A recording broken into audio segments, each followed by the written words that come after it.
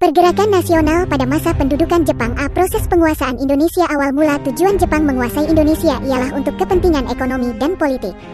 Jepang merupakan negara industri yang sangat maju dan sangat besar. Jepang sangat menginginkan bahan baku industri yang tersedia banyak di Indonesia untuk kepentingan ekonominya. Indonesia juga merupakan daerah pemasaran industri yang strategis bagi Jepang untuk menghadapi persaingan dengan tentara bangsa-bangsa barat. Untuk menyamakan jalur pelayaran bagi bahan-bahan mentah dan bahan baku dari ancaman sekutu, serta memuluskan ambisinya menguasai wilayah-wilayah baru. Jepang menggalang kekuatan pasukannya serta mencari dukungan dari bangsa-bangsa Asia. Terdapat 3 tempat penting pendaratan Jepang ketika masuk ke Indonesia, yakni Tarakan, Kalimantan, Palembang, Sumatera, dan Jakarta, Jawa. Pada tanggal 8 Desember tahun 1941, Jepang melakukan penyerangan terhadap pangkalan militer AS di Pearl Harbor. Setelah memborbardir Pearl Harbor, Jepang masuk ke negara-negara Asia dari berbagai pintu. Pada tanggal 11 Januari tahun 1942, Jepang mendaratkan pasukannya di Tarakan, Kalimantan Timur. Jepang menduduki kota minyak Balikpapan pada tanggal 24 Januari. Selanjutnya, Jepang menduduki kota-kota lainnya di Kalimantan. Jepang berhasil menguasai Palembang pada tanggal 16 Februari tahun 1942. Setelah menguasai Palembang, Jepang menyerang Pulau Jawa. Pulau Jawa merupakan pusat pemerintahan Belanda.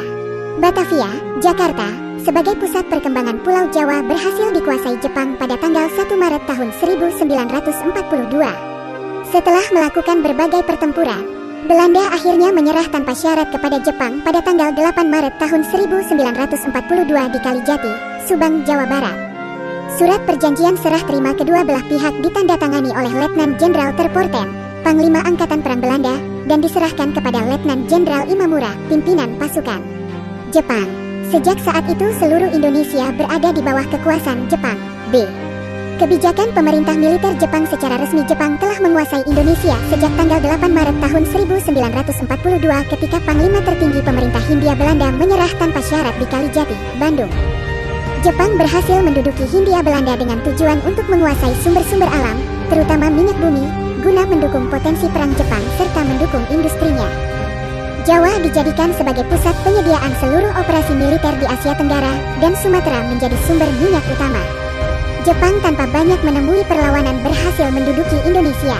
Bahkan, bangsa Indonesia menyambut kedatangan bala tentara Jepang dengan perasaan senang dan gembira karena berpikir Jepang telah membebaskan bangsa Indonesia dari belenggu penjajahan kolonial Belanda. Pada awal pergerakannya, pemerintah militer Jepang bersikap baik terhadap bangsa Indonesia dengan mengaku sebagai saudara tua bangsa Indonesia. Tetapi akhirnya sikap baik itu berubah setelah sekian waktu Jepang menduduki Indonesia.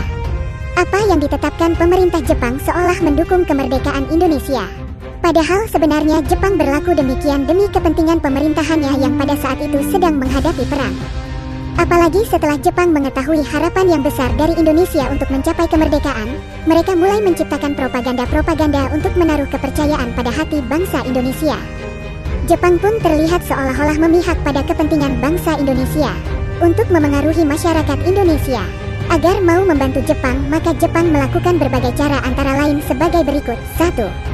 Bendera merah putih diizinkan berkibar yang berdampingan dengan bendera Jepang. 2. Lagu Indonesia Raya diizinkan untuk dinyanyikan bersama lagu kebangsaan Jepang, Kimigayo.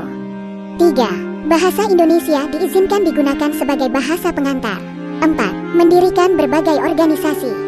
Propaganda terkenal yang diusung Jepang adalah Gerakan 3A. Propaganda Gerakan 3A tersebut yaitu 1. Jepang Pelindung Asia. 2. Jepang Pemimpin Asia. 3.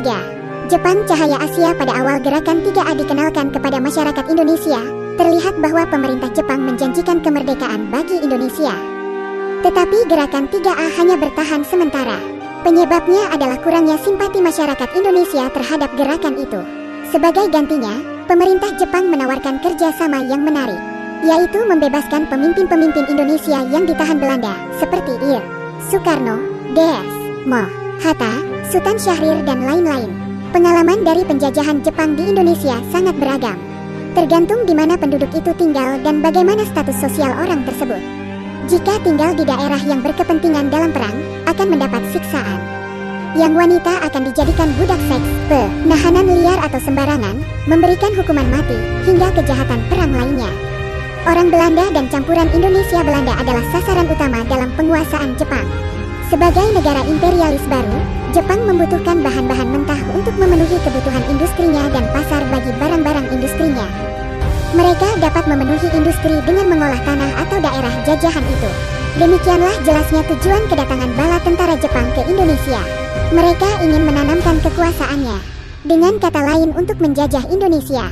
Pada saat kependudukannya di Indonesia, Jepang melakukan pembagian 3 daerah pemerintahan militer di Indonesia, yakni 1. Pemerintahan Angkatan Darat, Tentara 25, untuk Sumatera, dengan pusat di Bukit Tinggi. 2. Pemerintahan Angkatan Darat, Tentara 16, untuk Jawa dan Madura dengan pusat di Jakarta. 3. Pemerintahan Angkatan Laut, Armada Selatan 2, untuk daerah Sulawesi, Kalimantan, dan Maluku dengan pusat di Makassar. Kemudahan-kemudahan yang ditawarkan oleh Jepang hanyalah janji manis saja. Sebagai penjajah, Jepang justru lebih kejam dalam menjajah bangsa Indonesia. Jepang melakukan beberapa kebijakan terhadap negara jajahan Indonesia. Program yang paling mendesak bagi Jepang adalah mengerahkan seluruh sumber daya yang ada di Indonesia untuk tujuan perang. Beberapa kebijakan tersebut antara lain sebagai berikut. 1. Membentuk organisasi-organisasi sosial yang dibentuk oleh Jepang, diantaranya Gerakan 3A, Pusat Tenaga Rakyat, Jawa Hokokai, dan Masyumi. Gerakan 3A dipimpin oleh Mer. Syamsuddin dengan tujuan meraih simpati penduduk dan tokoh masyarakat sekitar. Dalam perkembangannya, gerakan ini kurang berhasil sehingga Jepang membentuk organisasi yang lebih menarik. Sebagai ganti Gerakan 3A, Jepang mendirikan Gerakan Pusat Tenaga Rakyat, Putra, pada tanggal 1 Maret tahun 1943. Gerakan Putra dipimpin tokoh-tokoh nasional yang sering disebut 4 serangkai, yaitu Soekarno, Muhammad Hatta, K. Hamas Mansur, dan Ki Hajar Dewantara. Gerakan Putra cukup diminati oleh kalangan tokoh pergerakan Indonesia. Pemerintah Jepang kurang puas dengan kegiatan yang dilakukan oleh Gerakan Putra karena para tokoh Gerakan Putra memanfaatkan organisasi ini untuk melakukan konsolidasi dengan tokoh-tokoh perjuangan. Pada akhirnya, organisasi Putra dibubarkan oleh Jepang. Pada tahun 1944, dibentuk Jawa Hokokai, Gerakan Kebaktian Jawa. Gerakan ini berdiri di bawah pengawasan para pejabat Jepang. Tujuan pokoknya adalah menggalang dukungan untuk rela berkorban demi pemerintah Jepang.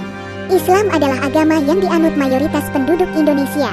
Jepang merasa harus bisa menarik hati golongan ini.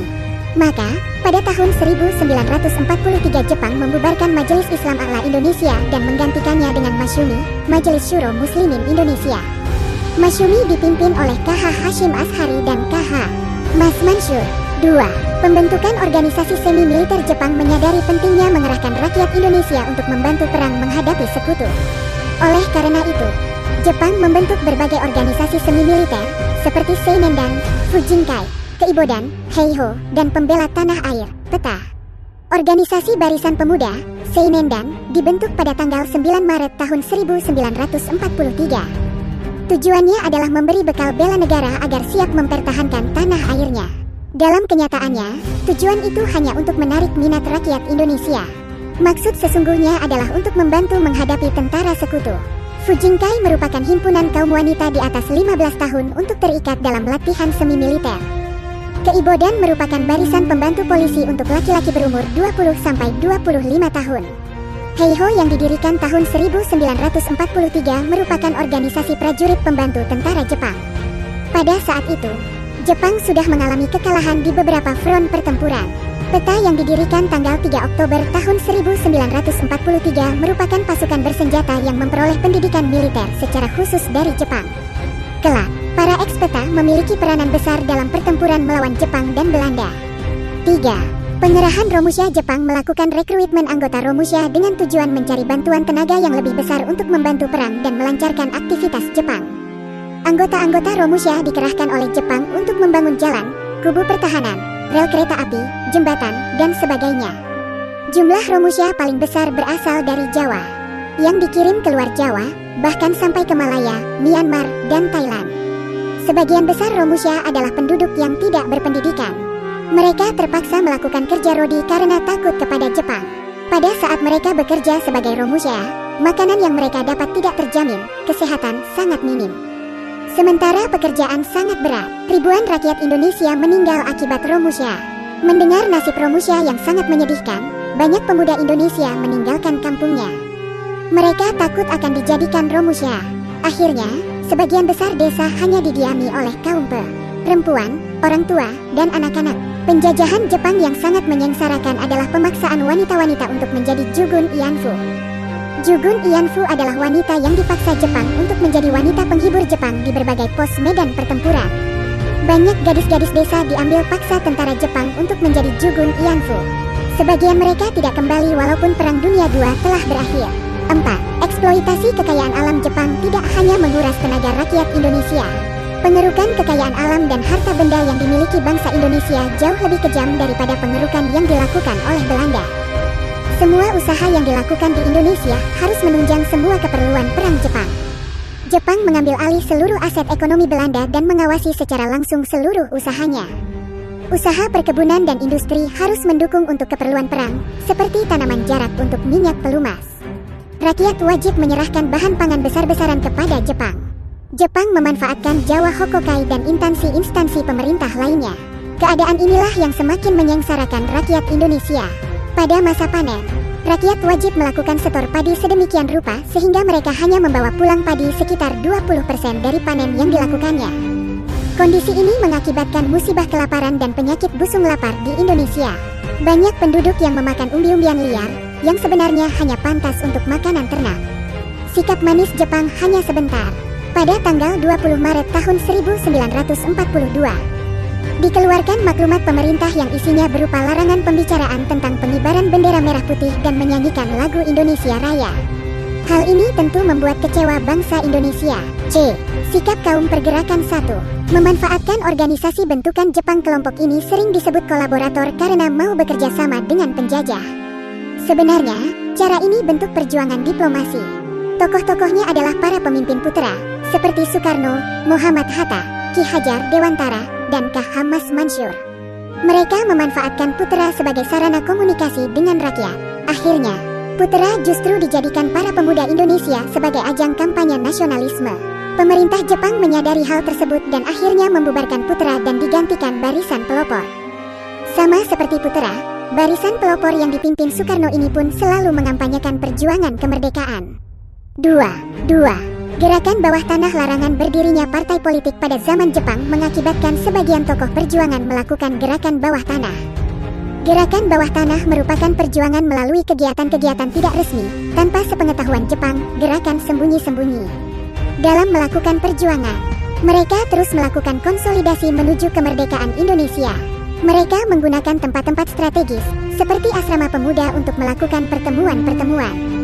Penggalangan semangat kemerdekaan dan membentuk suatu negara terus mereka kobarkan. Tokoh-tokoh yang masuk dalam garis pergerakan bawah tanah adalah Sultan Syahrir, Ahmad Subarjo, Sukarni, Amaramis, Wikana, Khairul Saleh, dan Amir Syarifuddin. Mereka terus memantau perang Pasifik melalui radio-radio bawah tanah. Pada saat itu, Jepang melarang bangsa Indonesia memiliki pesawat komunikasi. Kelompok bawah tanah inilah yang sering disebut golongan radikal keras karena mereka tidak mengenal kompromi dengan Jepang. 3. Perlawanan bersenjata. Di samping perjuangan yang dilakukan dengan memanfaatkan organisasi bentukan Jepang dan gerakan bawah tanah, ada pula perlawanan bersenjata yang dilakukan bangsa Indonesia, diantaranya sebagai berikut. 1. Perlawanan rakyat Aceh dilakukan oleh Tengku Abdul Jalil, seorang ulama di Chot Plieng, Aceh. Menentang peraturan-peraturan Jepang. Pada tanggal 10 November tahun 1942, ia melakukan perlawanan. Dalam perlawanan tersebut ia tertangkap dan ditembak mati. 2. Perlawanan Singaparna. Jawa Barat dipelopori oleh K. H. Zainal Mustafa, yang menentang Seikerei, yakni menghormati Kaisar Jepang. Pada tanggal 24 Februari tahun 1944, meletus perlawanan terhadap tentara Jepang. Kiai Haji Zainal Mustafa dan beberapa pengikutnya ditangkap Jepang, lalu dihukum mati. 3. Perlawanan Indramayu, Jawa Barat pada bulan Juli tahun 1944. Rakyat Loh Bener dan Sindang di Indramayu memberontak terhadap Jepang. Para petani dipimpin H. Madrian menolak pungutan padi yang terlalu tinggi. Akan tetapi, pada akhirnya perlawanan mereka dipadamkan Jepang. 4. Perlawanan peta di Blitar, Jawa Timur. Perlawanan peta merupakan perlawanan terbesar yang dilakukan rakyat Indonesia pada masa penjajahan Jepang.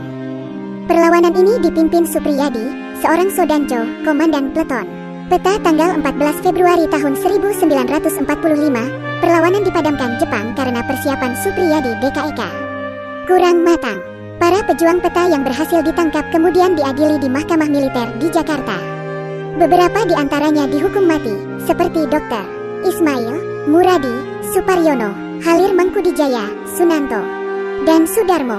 Supriyadi, sebagai pemimpin perlawanan, tidak diketahui nasibnya. Kemungkinan besar Supriyadi berhasil ditangkap Jepang kemudian dihukum mati sebelum diadili.